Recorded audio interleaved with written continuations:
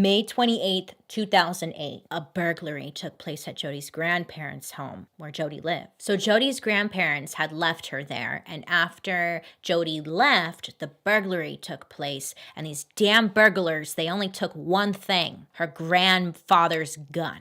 Handgun stolen. So Jodie told her grandparents, like, oh my God, someone broke in, stole your gun, but nothing else. Like, it just wasn't making sense, but it happened. It's random, but it'll make sense later. On June 2nd, Jodie made plans to drive up to Utah to visit her new love interest, Ryan. So before going to her trip to see Ryan, she first went to a budget rent-a-car in Redding, California. So Jodie is going there because she wants to rent a car. But mind you, this place was more than an hour away from her home. Premeditated suspicion.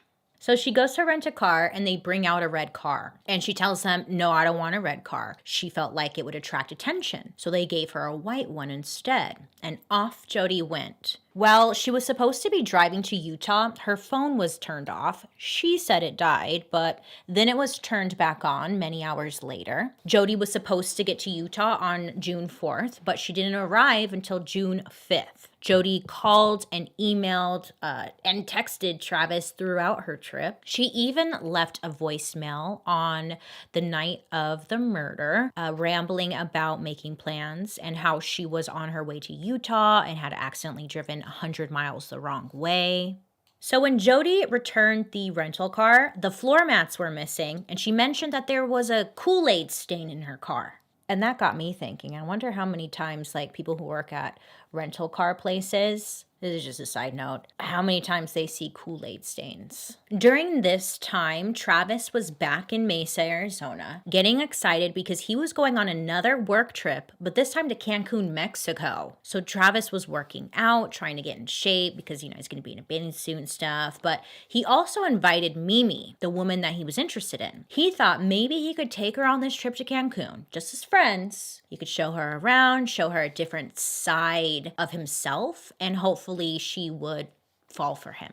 That was the goal. But a day before his work trip on June 9th, nobody had heard from Travis. He missed a very important work conference, and many found that very unlike him. He wouldn't miss an important call like that. Mimi was trying to get in touch with Travis because they were supposed to be leaving to Cancun the next day, and she hadn't heard a thing. So a couple of Travis's friends, they're getting worried. Mimi also is like, I haven't heard from him. So they decide to all go over to Travis's house, knock on the door. They don't get an answer.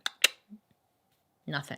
They know the garage lock code, so they go and they open up the garage and they get into the house. That's when Travis's roommate comes out. He was listening to music pretty loud and just didn't hear them at the door. But he asked them, what's going on? Like, why are you guys here? And they're like, have you heard from Travis? And he's thinking, Travis already left for Cancun. He's been gone. And they say, no, he's not. Like, we're leaving tomorrow. We haven't heard from him. So they all go over to Travis's room. The door's closed and locked. The roommate gets a spare key and opens up Travis's door. So they open up the door and they get a huge whiff of something stinky. They look down on the ground and they see this huge, what seems to be a blood stain on the carpet. So then they look around and they see that there is blood everywhere in Travis's room. Travis's roommate goes further into the room, and that's when he finds Travis naked and in the fetal position in the stand-up shower of his ensuite bathroom. So Mimi, she didn't want to go into the room. She saw the blood stain and that was enough for her. So she stepped outside and she calls the police immediately.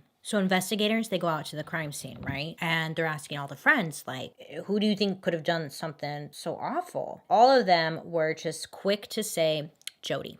Jodie Arias, look into her. Stalker ex-girlfriend. She did it. Inside Travis's room, investigators were looking for DNA, fingerprints, hair, anything that could get to the bottom of this horrible crime. Now, based off of the crime scene, detectives knew that this was a personal attack. They saw that Travis, he must have really fought hard and fought back, and it was just an all-around gruesome scene with blood smears down the hallway, on the walls, bathroom covered. It was bad. So Travis, he was stabbed a total of 27 times. 27 times. His throat was cut. I feel like this is inappropriate while I'm doing my mascara. His throat was cut going from ear to ear, and he was also shot in the head.